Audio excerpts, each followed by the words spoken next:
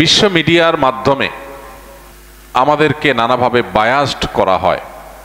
আমরা অনেকে বরং মুসলমান হিসাবে কিছুটা অস্বস্তিতে ভুগি, মনে করি যে আমরা অনেক দিক থেকেই তো পিছিয়ে।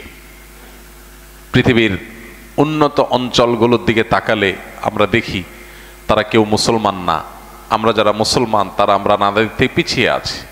হীনম্মন্যতা কাজ করে আমাদের মধ্যে। একজন মুসলিম তার আল্লাহ এবং তার রাসূল সাল্লাল্লাহু আলাইহি সাল্লামের দেওয়া যে জীবন দর্শন, যে শরিয়াহ রয়েছে, এই শরিয়াহকে তিনি যদি নির্মোহভাবে স্টাডি করেন, এটাকে তিনি যদি রিসার্চ করেন, গবেষণা করেন, ভাবেন, তাহলে তার মাথা কৃতজ্ঞতা ভরে না নয়ে থাকতে পারে না। আমরা আজ পৃথিবীতে নানা মুখরোচক স্লোগান শুনি অমুসলিমদের কাছ থেকে। তাদের সে সমস্ত স্লোগানে আমরা অনেকেই এতটাই প্রভাবিত হই যে আমরা মনে করি ওয়াও, তারা কত মানবিক, তারা কত উদার, তারা কত ভালো মানুষ। হ্যাঁ, তাদের অনেক ভালো মানসিকতা আছে, ভালো মানুষের অনেক গুণাবলী আছে, আমি সেগুলোকে অস্বীকার করছি না। কিন্তু মুসলমানের সন্তান হিসাবে বা মুসলমান হিসাবে অন্য কারোর কাছ থেকে কোনো স্লোগান, কোনো আইডিওলজি, কোনো নীতিবাক্য অন্তত মুসলমানের ধার করবার কোনো প্রয়োজন নেই। এর মধ্যে একটি চলমান ইস্যু আছে যেটা গোটা পৃথিবীর মানুষের কাছে বেশ কনসার্নের ইস্যু, গোটা পৃথিবীর মানুষের কাছে বেশ গুরুত্বপূর্ণ। গোটা বিশ্বের মানুষ যে ইস্যুতে অনেক বেশি সরব, আর সেই ইস্যুটা হলো সংখ্যালঘু ইস্যু, ভিন্ন মতের মানুষদের প্রতি সহমর্মিতার ইস্যু, অন্যের মতকে শ্রদ্ধা জানাবার ইস্যু, অন্য ধর্মাবলম্বীদের প্রতি সদা জাগ্রত থাকা, তাদের অধিকারের ব্যাপারে সচেতন থাকার ইস্যু। আমরা যারা মুসলমান, আমাদের ইসলাম আমাদেরকে আমাদের আদর্শ, আমাদের ঈমান এবং আকীদার বিষয়ে যেরকম পরিষ্কার ক্রিস্টাল ক্লিয়ার ধারণা দিয়েছে, ঠিক একই সাথে আমাদের ইসলাম অন্য ধর্মের মানুষের ব্যাপারে আমাদেরকে সর্বোচ্চ সংযম এবং সহনশীলতা, ধৈর্য ধারণ করার শিক্ষা আমাদেরকে দিয়েছে। আর এই শিক্ষাটা পাওয়ার কারণে বিচ্ছিন্নভাবে নানাবিধ ভুল, বিচ্যুতি, বিভ্রান্তি, অন্যায়, অপরাধ ক্রিয়া আমাদের মুসলমানদের দ্বারা সংগঠন হয়ে থাকলেও সামগ্রিকভাবে মুসলিমরা পৃথিবীর ইতিহাসে, এই ১৫০০ বছরের অতীত ইতিহাসে কখনো এই বিশ্বের কোনো প্রান্তে মুসলিমরা কখনো অন্য ধর্মের মানুষের উপরে ব্যাপক কোনো হত্যাযজ্ঞ, ধ্বংসযজ্ঞ, গণহত্যা, এরকম কোনো ঘটনা মুসলমানরা কখনোই সামগ্রিকভাবে পরিচালনা করে নাই। আপনি শুধু ভারতবর্ষে মুসলমানদের শাসনের যে ইতিহাস, সেটা যদি একটু চোখ বুলান, আপনার কাছে দিনের আলো মতো পরিষ্কার হয়ে যাবে। এই ভারতবর্ষে মুসলমানরা শাসন করে ভারতবর্ষকে সমৃদ্ধ করে রেখে গেছে, এখান থেকে কিছু নিয়ে যায়নি। অন্যরা সবাই শাসন করেছে, শাসন করে পলায়ন করেছে, আর মুসলমানরা শাসন করতে এসেছেন মাজলুমদের আর্তনাদে। ইখতিয়ারউদ্দিন মোহাম্মদ বিন বখতিয়ার খলজি এই ভারতবর্ষে এসেছেন হিন্দু রাজাদের জুলুমে, অত্যাচারে অতিষ্ঠ মানুষদেরকে মুক্ত করবার জন্য। দখলদারিত্ব আর সাম্রাজ্যবাদ প্রতিষ্ঠার জন্য তারা আসেননি।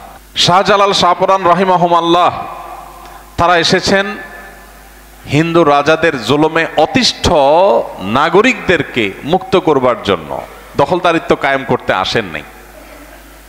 দখলদারিত্ব কায়েম করতে যদি আসতেন তাহলে তারা দখল করে, লুটপাট করে অন্যদের মতো সব নিয়ে যেতেন। ভারতের বিভিন্ন দর্শনীয় স্থান, যেমন দিল্লির লালকেল্লা, আমার যাওয়ার সুযোগ হয়েছে। সেখানকার অনেক গুরুত্বপূর্ণ সম্পদ মুসলমানদের গড়ে তোলা। সেই সম্পদ ব্রিটিশরা ভারতবর্ষ শাসন করার পর এখান থেকে যখন মুসলমান এবং হিন্দুদের ঐক্যবদ্ধ প্রতিরোধের মুখে ইংরেজ মুক্ত ভারতবর্ষ গড়ে তোলবার সংগ্রামে যখন তারা পলায়ন করেছে, তখন আমাদের সে সমস্ত সম্পদ চুরি করে নিয়ে লন্ডনে তুলেছে। এখন তারা আমাদেরকে সকাল বিকাল সবক শোনায়।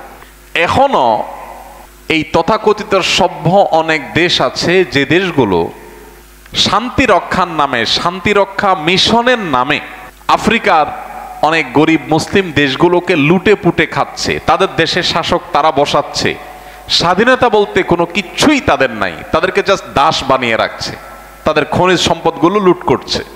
ওপেন সিক্রেট, এ যুগে জানে না এমন কোন সচেতন মানুষ পৃথিবীতে নাই। এরপরও তারা আমাদেরকে সকাল বিকাল সবক শোনায় কিসের? মানবতার, ভালো মানসিকতার। আর আমরাও যেহেতু জ্ঞানে বিজ্ঞানে পিছিয়ে আছি, তাদের মতো এত চকচকা ফকফকা রোডঘাট আমাদের নাই, বিল্ডিং দালান কোঠা নাই, তাদের মতো এত সুন্দর কলকারখানা আমাদের নাই, শিল্প প্রতিষ্ঠান আমাদের নাই, আবিষ্কার আমাদের নাই। এই কারণে আমরা কোণঠাসা আছি। অর্থনৈতিকভাবে আমরা যেহেতু দুর্বল, অতএব তাদের অনেকটা দাসের মতো হয়ে আমরা আমাদের জীবনযাপন করছি। তারা আমাদেরকে লোন দেওয়ার নাম করে তাদের বিভিন্ন আইডিওলজি আমাদেরকে ঢুকায় দেয়, পুশ করে, এবং যারা যখন ক্ষমতা আসে তাদের ঘাড়ে সওয়ার হয়ে আমাদের পাঠ্যক্রমে, আমাদের শিক্ষাক্রমে, আমাদের বই পুস্তকে, আমাদের স্বাস্থ্য খাতে, আমাদের বিভিন্ন ডিপার্টমেন্টে পশ্চিমাদের বিভিন্ন সংস্কৃতিকে এখানে পুশ করে। এবং কোনো এলাকার সংস্কৃতিকে যদি দখল করা যায়, তো এটাই হলো এই যুগে ওই দেশটা দখল করার নামান্তর। তো সেই চেষ্টাই তারা করছে এবং অনেকখানি সফল। এই জন্য আমাদের অর্থনৈতিক মুক্তি যতদিন না হচ্ছে ততদিন পর্যন্ত আসলে আমাদের এই দুরবস্থা থেকে মুক্তি পাওয়ার কোনো পথ আমাদের সামনে খোলা নেই। আমি যে বিষয়টি বলছিলাম সংখ্যালঘু ইস্যু, আপনি দেখবেন আমাদের পার্শ্ববর্তী দেশ থেকে আমাদেরকে সকাল বিকাল দুপুর রাত নিয়ম করে আমাদেরকে প্রতিনিয়ত সবক শোনানো হয়, সাবধান, সংখ্যালঘুদের অধিকার নষ্ট হচ্ছে, তাদের হান হচ্ছে, তাদের তান হচ্ছে। পশ্চিমারা আমাদেরকে সারাক্ষণ দৌড়ের উপর রাখে, চাপুর উপর রাখে। হিন্দু থেকে কেউ মুসলমান হলে সে যেরকম গরুর গোশত একটু বাড়ায় খায় মুসলমানিত্ব জাহির করার জন্য, আমাদেরও যারা যখন ক্ষমতায় থাকে পশ্চিমাদের কাছে ভালো সাজার জন্য হুজুরদেরকে দৌড়ের উপর রাখা, সংখ্যালঘুদেরকে জামাই আদরে রাখার জন্য একটু বেশি কসরত করে। সব সময় এটা হয়। অথচ আমি একটি কথা খুব জোর গলায় সব সময় বলি, সেটা হলো এদেশের মানুষ, আমাদের বহু দোষ আছে, অনেক ত্রুটি আছে, সমালোচনার 10টা 20টা 50টা জায়গা আছে, কিন্তু একটা প্রশংসার জায়গাকে অস্বীকার করার কোনো সুযোগ নাই। এদেশের মানুষ বুক টান টান করে মাথা উঁচু করে একটা কথা বলতে পারে, পৃথিবীর তথাকথিত সভ্যতার ভেগধারী ধ্বজাধারী দেশগুলো, আমাদের পার্শ্ববর্তী দেশের তথাকথিত মোড়ল দেশ প্রতিবেশীরা, তাদের যে কোনো কারোর চাইতে এদেশের মানুষ সাম্প্রদায়িক সম্প্রীতিতে অনেক উজ্জ্বল উদাহরণ তাদের চাইতে আমরা বেশি স্থাপন করেছি। এটা আজকে নয়, এটা এদেশের মানুষের শতাব্দীকে শতাব্দী ধরে ঐতিহ্য। আমাদেরকে সবক শোনানোর শেখানোর কোনো প্রয়োজন নাই। সর্বশেষ আপনারা দেখেছেন অত্যন্ত জঘন্যভাবে উগ্র কিছু হিন্দুদের মাধ্যমে আমাদের একজন তরুণ অ্যাডভোকেট দিনের আলোতে আদালত প্রাঙ্গণে সরকারি আইনজীবীকে কুপিয়ে কুপিয়ে তাকে নির্মমভাবে হত্যা করা হলো, আপনারা দেখেছেন। এবং পত্রপত্রিকার রিপোর্ট উঠে এসেছে, কারা করেছে তাদের সবার নাম চলে আসছে। তাদের নামের তালিকা দেখে আর বোঝার কোনো বাকি নাই যে এটা কারা করেছে, কোত্থেকে করেছে, ওপেন সিক্রেট। অবাক করা বিষয় হলো পশ্চিমাদের দালাল মিডিয়াগুলো এখনো পর্যন্ত এই দেশে বসে, এই দেশের মাটিতে, এদেশে মানুষের টাকায় চলে, তারা এখনো পর্যন্ত এটাকেও ল্যাপসেপ দিয়ে ঢাকার তারা অপচেষ্টায় লিপ্ত আছে। পৃথিবীর কোন সভ্য সমাজে এটা সম্ভব যে একজন মুসলিম আইনজীবী শুধু মুসলিম হওয়ার অপরাধে, ধার্মিক হওয়ার অপরাধে সংখ্যালঘুদের মধ্যে কিছু বিভ্রান্ত, কিছু খুনিদের মাধ্যমে নির্মমভাবে দিনের আলোতে সরকারি আইনজীবী হয়ে তিনি খুনের শিকার হলেন। আর সেটাকে আমাদের এখানকার মূলধারার অনেকগুলো মিডিয়া সেখানে নিউজ করার সময় মনে হয় যে ভাসুরের নাম নেওয়া যাবে না, এমন একটা ভাব নিয়ে তারা করেছে। আমরা চেষ্টা করেছি আমাদের জায়গা থেকে মানুষকে শান্ত রাখবার জন্য। আমি ব্যক্তিগতভাবে দেশের প্রথম সারির যে সমস্ত ওলামা একরাম আছেন, একজন একজন করে আমি অনেককে ফোন করেছি এবং তাদেরকে রিকোয়েস্ট করেছি যে সবাই আমাদের সর্বস্তরের মুসলমান ভাইবোনকে, এমনকি শুধু মুসলমান না, আমাদের হিন্দু ভাই বোনদেরকে, অন্য সবাইকে শান্ত থাকতে বলেন, কোনোভাবে যাতে আমাদের দেশের সাম্প্রদায়িক সম্প্রীতির যে উজ্জ্বল ঐতিহ্য আছে এটাতে কালিমা কেউ লাগাতে না পারে। আমরা ধৈর্যের সর্বশেষ সীমা পর্যন্ত যেতে চাই। আলহামদুলিল্লাহ বাংলাদেশের মানুষ এবারও তাদের ধৈর্যের পরীক্ষায় উত্তীর্ণ হয়েছেন। আমরা দেখেছি এরকম নির্মম পৈশাচিক নৃশংস হত্যাকাণ্ডের পরও বাংলাদেশের মানুষ নিজেকে সামলে রেখেছেন, অনেক কষ্টে বুকের পাথর চাপা দিয়ে তারা ধৈর্য ধারণ করেছেন। এরপরেও দেখবেন সকাল বিকাল দুপুর নিয়ম করে আমাদেরকে সবক শোনাবে তারা যে সাম্প্রদায়িক সম্প্রীতি রক্ষা করতে হবে, সংখ্যালঘুদের অধিকার রক্ষা করতে হবে। সংখ্যালঘুরা এই দেশে যতটা ভালো আছে পৃথিবীর কোনো দেশে এতটা ভালো নাই। পশ্চিমারা আমাদের সকাল বিকাল সবক শোনায়। পশ্চিমাদের অনেক দেশ আছে, আমি সব দেশে কথা বলছি না, অনেক দেশ আছে যে দেশে আমার সচক্ষে দেখার দুর্ভাগ্য হয়েছে মুসলমানরা খুল্লুম খোলা একটা হল রুমে শুধু ইসলামের শান্তিপ্রিয় বিষয়গুলো আলোচনা করবে, 50টা হল ঘুরে কোথাও ভাড়া দেওয়া হয় না, কারণ মুসলমান তার কাছে ভাড়া দিবে না। অনেক দেশ আছে যে দেশে একটা মসজিদ করার জন্য 50টা দুয়ারে ধর্ণা দিবে, অনুমোদন পাওয়া যাবে না। মুসলমান মেয়েরা হিজাব করবে, পর্দা করবে, আইনের মারপেচ দিয়ে তাদেরকে সে অধিকার থেকে বঞ্চিত করা হয়। সংখ্যালঘু মুসলমান, সেখানে মুসলমানরা সংখ্যায় কম, সেসব দেশে মুসলমান মেয়েদেরকে হিজাব করতে, ছেলেদেরকে ধর্মীয় পোশাক দেখলে তাদেরকে নানাভাবে উত্ত্যক্ত করতে তারা চুল পরিমাণ কার্পণ্য করে না। সেই তথাকথিত সভ্যতার ভেগধারী অসভ্যরাই আমাদেরকে সকাল বিকাল বলে তোমরা সংখ্যালঘুদের অধিকারের পরে সচেতন হও। আমাদের দেশের মুসলমানরা দুই কারণে তারা অত্যন্ত সহনশীল। আমাদের পার্শ্ববর্তী দেশ ভারত বলি আর বার্মায় বলি, সংখ্যালঘুরা সেখানে কি অবস্থায় আছে রোহিঙ্গাদের মুখের দিকে তাকালে আমরা বুঝি, কাশ্মীরের মুসলমানের দিকে তাকালে আমরা বুঝি। আমরা বিভিন্ন প্রান্তে যে সমস্ত দাঙ্গায় শত শত মুসলমানদেরকে নিধন করা হয়েছে, সকাল বিকাল গরুর গোশত আছে, এই সন্দেহের ভিত্তিতে দিন দুপুরে পিটিয়ে মানুষ মেরে ফেলা হয় যে সমস্ত দেশে, সে সমস্ত দেশে মানুষরা যখন আমাদেরকে সবক দেয় যে তোমাদের দেশে সংখ্যালঘুদের অধিকার রক্ষা করো, তখন আমাদের কষ্ট হয়।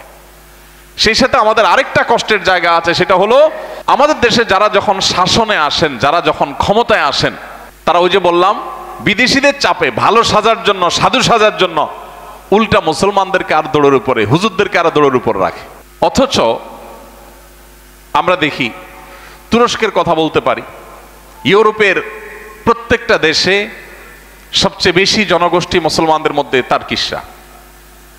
তুর্কি জনগণদেরকে প্রচুর পাওয়া যাবে, তাদের 4th 5th জেনারেশন পর্যন্ত বসবাস করছে অনেক দেশ। তুরস্ক থেকে রাষ্ট্রীয় পৃষ্ঠপোষকতায় ওইসব দেশগুলোতে মসজিদ নির্মাণ করে দেওয়া হয়। অনেক জায়গায় ইমামদের বেতন তুরস্ক থেকে যায়, মুয়াজ্জিনদের বেতন যায়। অমুসলিম প্রধান দেশ, সেখানকার তার্কি জনগণ যাতে তাদের ঈমান আমল, তাদের ইসলামী যে বন্ধন, সেটা যেন তারা অটুট রাখতে পারে, সেজন্য এই উদ্যোগ তারা গ্রহণ করে। বিভিন্ন দেশে দেশে এটা আছে। আমাদের দেশীয় মুসলমানরা যারা বিভিন্ন দেশে আছে পশ্চিমে, তাদের জন্য আমাদের কোন সরকার আজ পর্যন্ত সরকারি উদ্যোগে কোনো মসজিদ করেছে এটা কখনো স্বপ্নেও আমরা ভাবতে পারি না। এক দু জায়গায় থাকতে পারে বিচ্ছিন্ন, বাকি আমার জানা মতে আমি কোথাও দেখি নাই যত জায়গায় গেছি। আমাদের দেশের মুসলমানরা ভালো থেকেও সবসময় তারা দৌড়ের উপরে থাকতে হয়। মালয়েশিয়ান রাষ্ট্রপতি বা প্রধানমন্ত্রী যখন পশ্চিমে যান, তখন তারা মসজিদে যান, তাদের দেশীয়দের সাথে মিশেন এবং তারা ইমামতি করে নামাজ পড়ান। আর আমাদের দেশের যারা যখন ক্ষমতা থাকেন, দায়িত্বে থাকেন, তারা যে মসজিদ থেকে কত দূরে থাকা যাবে, কারণ না হলে প্রভুরা নাখোশ হয়ে যাবে। মসজিদে গেলে আবার বলবে মৌলবাদী হয়ে গেছে নাকি, এরা জঙ্গি হয়ে গেছে নাকি। আবার এই দৌড়ের উপরে থাকে, তারা ভালো মানুষ থাকার চেষ্টা করে। এদেশে মুসলমান হিন্দু ভাইদের সাথে আমাদের মুসলমানদের সম্পর্ক হলো এদেশে নাগরিক হিসাবে ভাই বোনের মতো আমরা মিলেমিশে থাকি। এত কিছুর পরও কিছু না হইলেও আমাদের পার্শ্ববর্তী দেশ থেকে হিন্দুদের ব্যাপারে তারা একের পর এক তারা উৎসাহ প্রকাশ করে। কিন্তু ভারতে মুসলমানদেরকে মেরে যদি কচুকাটা করে ফেলা হয়, আমার দেশে কোন সরকারকে বলবেন, দেখবেন না এটা বলতে যে ওখানে মুসলমানের অবস্থা কেন হচ্ছে, জবাব দাও, এটা দেখবেন না। আমরা সবসময় দৌড়ের উপরে থাকি, দৌড়ের উপরে রাখি না কখনো। ভাইরা আমার, আলহামদুলিল্লাহ এই গৌরবের কথা আপনাদের সাথে আবারও আলোচনা করার উদ্দেশ্য হলো যে আমাদের এই ঐতিহ্যকে আমাদের ধরে রাখতে হবে, কোনো ফাঁদে পাও দেওয়া যাবে না, কোনো উস্কানিতে পাও দেওয়া যাবে না। আমাদের যে এই একটা গর্বের জায়গা আছে যে আমরা অন্য ধর্মাবলম্বীদের প্রতি সহনশীল। আমাদের এখানে হিন্দু, বৌদ্ধ, খ্রিস্টান, মুসলিম ঐক্যবদ্ধভাবে আমরা একটা সমাজ গঠন করেছি, আমরা একে অন্যের প্রতি সিম্পেথি দেখাই। এখানকার মুসলমানরা বিগত পরিবর্তনের পর নতুন পরিবর্তিত পরিস্থিতিতে মুসলমানদের পক্ষ থেকে উদ্যোগ নিয়ে, মাদ্রাসার ছেলেরা উদ্যোগ নিয়ে মন্দিরগুলো পাহারা দিয়েছে। পৃথিবীর কোন দেশে উদাহরণ আপনি দেখাতে পারবেন একটা দুইটা নয়, প্রতিটা পাড়া মহল্লায় ওলামা একরাম উদ্যোগ নিয়েছেন, সাধারণ মানুষ উদ্যোগ নিয়েছেন, তারা উদ্যোগ নিয়ে মন্দিরগুলো পাহারা দিয়েছেন। এত কিছুর পরও আপনি দেখবেন যে তারা আমাদের উপরে খুশি না, তারা আমাদের উপরে সন্তুষ্ট না। আল্লাহ এই জন্যই বলেছেন, ওয়ালা তাজিদান্না আশাদ্দান্নাসি আদাওয়াতান লিল্লাযিনা আমানু আল ইয়াহুদ ওয়াল্লাযিনা আশরাকু। হে মুসলিমরা, মনে রাখবে দুটি সম্প্রদায়ের মানুষকে তোমরা তোমাদের প্রতি শত্রু ভাবাপন্ন পাবে। তারা সবচেয়ে বেশি শত্রুতা এবং হিংসা অন্তরে লালন করে তোমাদের ব্যাপারে। তাদের এক শ্রেণী হলো ইহুদি, আরেক শ্রেণী হলো মুশরিক। এই মুশরিকদেরকে কখনো তোমরা খুশি করতে পারবা না, সবকিছু উজাড় করে দিলেও তাদেরকে তোমরা খুশি করতে পারবা না, তারা তোমাদের প্রতি শত্রুতা লালন করবে। আল্লাহর এই কথার উজ্জ্বল দৃষ্টান্ত যেন আমরা আমাদের হাতের সামনে, চোখের সামনে এখন দেখতে পাচ্ছি। ভাইরা আমার, শিক্ষা গ্রহণ করবার সময় এবং সুযোগ আমাদের আসে। অনেক মুসলমান নিজে হীনম্মন্যতায় ভোগেন, আপনার ইসলামটাই আপনাকে এই সহনশীলতা শিক্ষা দেয়। কেন বাংলাদেশের মানুষ বা গোটা বিশ্বের মুসলমানরা এতটা সহনশীল কেন?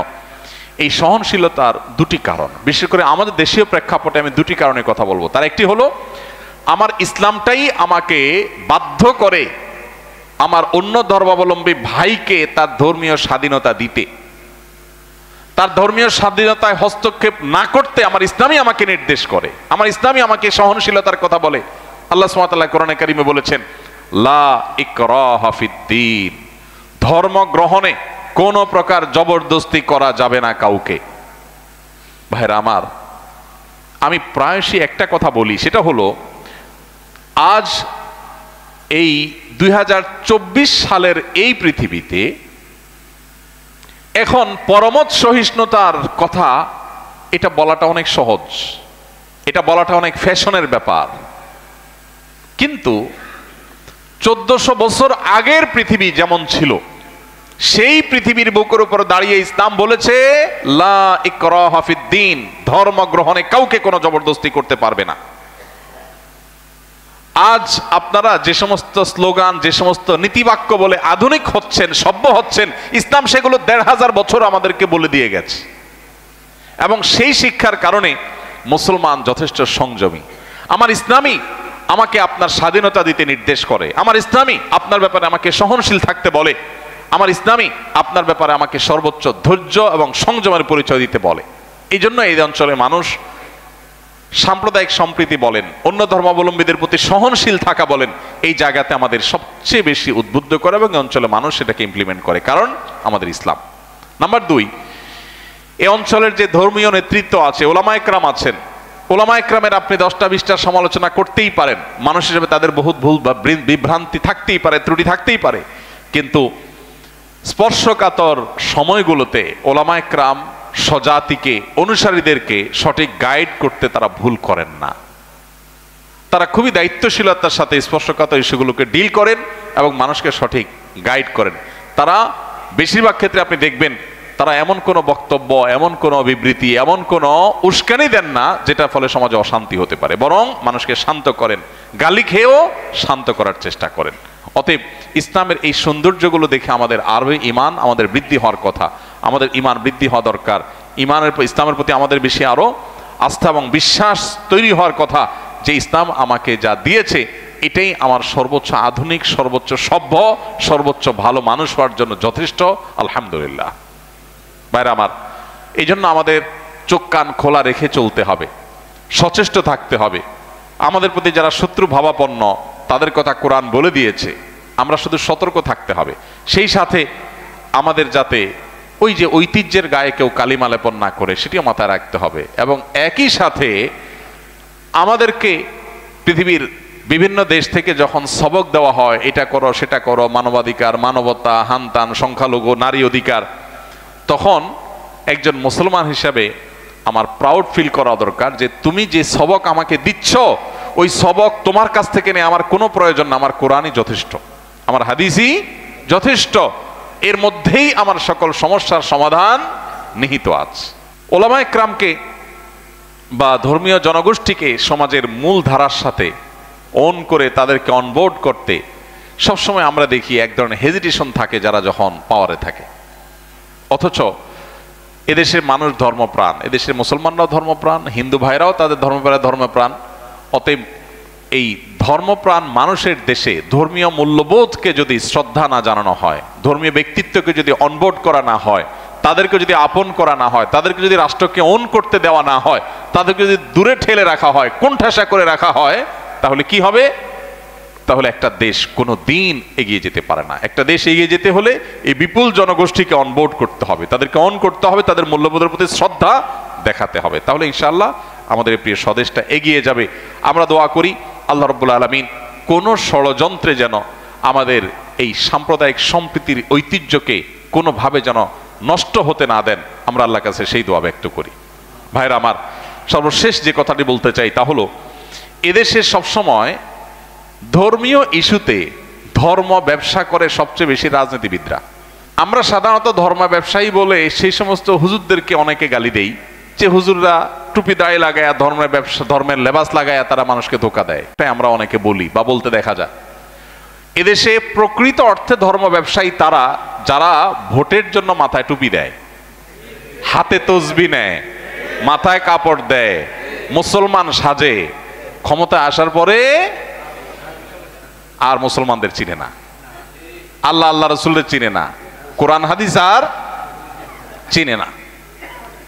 এদের চাইতে পাক্কা ধর্ম ব্যবসায়ী আর কে আছে যে তাদের নিজেদের স্বার্থের রাজনৈতিক প্রয়োজনে তারা ধর্মকে ব্যবহার করে? ওলামায়ে কেরাম যারা রাজনীতি করেন দিনের জন্য, তারা সত্যি দিনকে চান। এরা আসলে দিনকে চায় না, এরা দিনকে বিক্রি করে। তার দরকার ভোট অথবা নোট, ভোট অথবা নোট, দুইটার একটা। আর পুঁজি হলো কি? মাথার টুপি, তসবি, হিজাব আর লম্বা লম্বা ভালো ভালো কথা। আমাদের হিন্দু ভাইদেরকেও সতর্ক থাকতে হবে। তাদেরকে ট্রাম্প কার্ড হিসেবে ব্যবহার করে তাদের উপরে আঘাত করে সুবিধা লুটতে চায় এক শ্রেণী মানুষ, আবার তাদের হিতাকাঙ্ক্ষী সেজেও সুবিধা লুটতে চায় একই শ্রেণী মানুষ। তাদেরকেও সতর্ক থাকতে হবে এবং সেই সাথে আমাদেরও সতর্ক থাকতে হবে যে কোনোভাবে যাতে খেলতে না পারে কোনো মানুষ। আমরা যদি সজাগ না হই তাহলে ঠিকই আমাদেরকে ধ্বংসের দিকে নিয়ে যাওয়া হবে। আমরা সেই জায়গাতে সবাই সতর্ক থাকার চেষ্টা করব। অন্তত ধর্ম নিয়ে রাজনীতি করার এই নোংরা খেলা, এটা যেন কেউ খেলতে না পারে। আমাদের সবাইকে সতর্ক থাকতে হবে। অন্তত অভিনয় করার ব্যাপারে নতুন বাংলাদেশে মানুষ অনেক বেশি সতর্ক হয়ে গেছে, আলহামদুলিল্লাহ। এই জন্য কেউ এরকম অভিনয় করলেই মুখের উপরে বলা যাবে যে অভিনয় কম করো, নাটক কম করো। ঠিক আছে না? আমরা এই সমস্ত নাটকগুলোকে না করব, যে কোনো নাটক, কোনো অভিনয় করে এদেশে মানুষকে যেন আর ধোঁকা দিতে কেউ না পারে। আল্লাহ তাআলা আমাদের সবাইকে ঐক্যবদ্ধ থাকার তৌফিক দান করুন, সতর্ক থাকার তৌফিক দান করুন। আমাদের প্রিয় স্বদেশে যেন আর কোনো শকুনের থাবা কেউ দিতে না পারে, এই জন্য আমাদের সবাইকে চোখ কান খোলা রাখতে হবে। আমাদের হিন্দু ভাইয়েরা, খ্রিস্টান ভাইয়েরা, বৌদ্ধ, অন্য ধর্মাবলম্বী ভাইয়েরা যারা আছেন তাদেরকেও আমরা বলবো, সকল ধর্মের দায়িত্বশীল ভাইদেরকে বলবো, দায়িত্বশীল আচরণ করুন, নিজ নিজ ধর্মের অনুসারীদেরকে শান্ত রাখুন। কোনো প্রকার অশান্তি, দাঙ্গা হাঙ্গামা সৃষ্টি হলে আমাদের প্রিয় মাটি, প্রিয় দেশ রক্তাক্ত হবে, এটা শেষ হয়ে যাবে।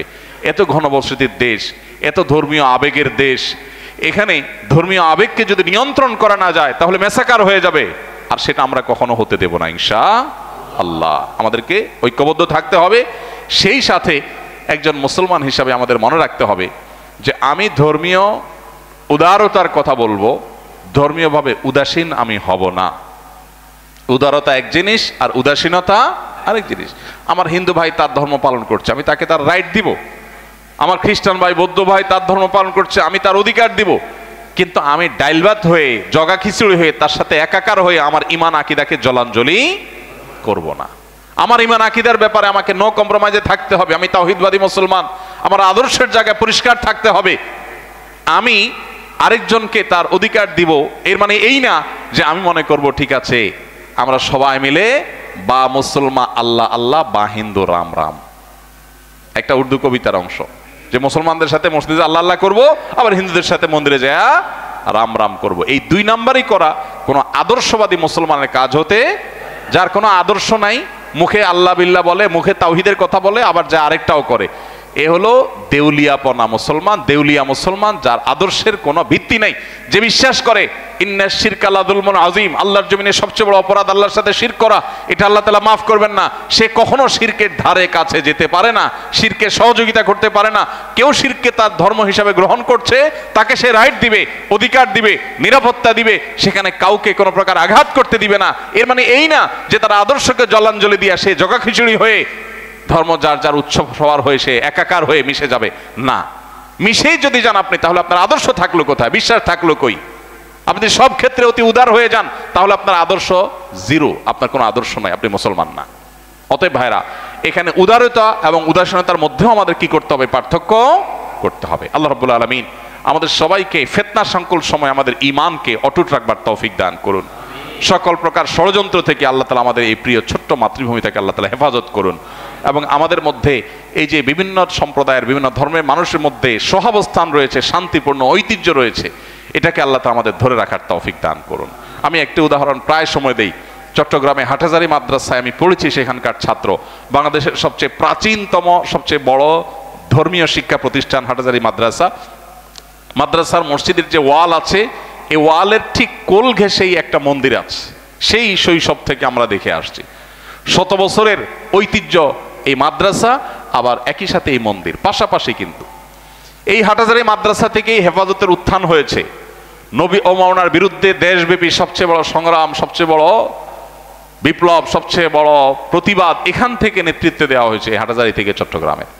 অবাক করা বিষয় হলো, গোটা দেশ প্রকম্পিত হলেও হাটহাজারী মাদ্রাসার ওয়ালের সাথে থাকা ওই হিন্দুদের মন্দিরে একটা ঢিল পর্যন্ত পড়ার ঘটনা কেউ দেখাতে পারবে না। এটাই হলো ইসলামের শিক্ষা, যে আমার ক্ষোভ থাকতে পারে বিশেষ কোনো অপরাধীদের ব্যাপারে, তাই বলে নিরপরাধ অন্য ধর্মের মানুষের উপর আমি আঘাত করতে পারি না। কোথাও কেউ অন্যায় করেছে হিন্দুদের, তাকে অবশ্যই বিচারের আওতায় আনতে হবে। মুসলমান হোক আর হিন্দু হোক, অপরাধী সবাই সমান।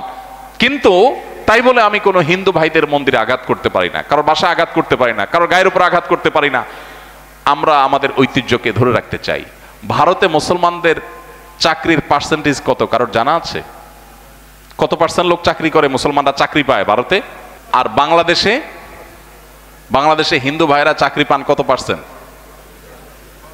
আপনি প্রশাসনে তাকান, আপনি স্বাস্থ্যের বিভাগের দিকে তাকান, আপনি পুলিশ প্রশাসনে তাকান, যেদিকে তাকাবেন দেখবেন যে মাশাআল্লাহ হিন্দু ভাইদের চাকরির হার এই দেশে পৃথিবীর কোন দেশে সংখ্যালঘুদেরকে এত হারে চাকরি দেওয়ার নজির পৃথিবীর কোন দেশ বলতে পারবে না, যেটা এই দেশ দেখিয়েছে।